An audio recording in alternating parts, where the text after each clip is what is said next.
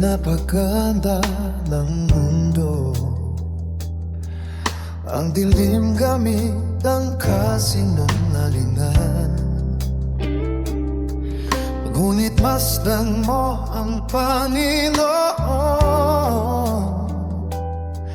na siyang may-ari ng lahat.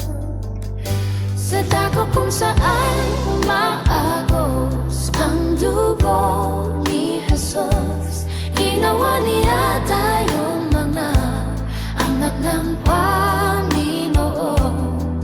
Ang hari ng pagkabuhay na maguli na dumait sa kamatayan. Ang lahat ng kapangyarihan ay kay Jesus. Ang kay Cesar ay kay Cesar. Ang sa Diyos ay sa Diyos. Sa pamamagitan ng krus, magpakailanman tayong ginawang pag-aari ng Diyos.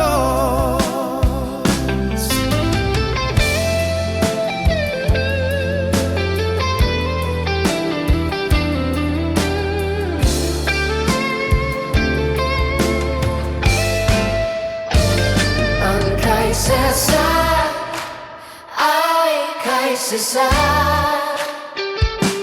Ang sa Diyos ay sa Diyos.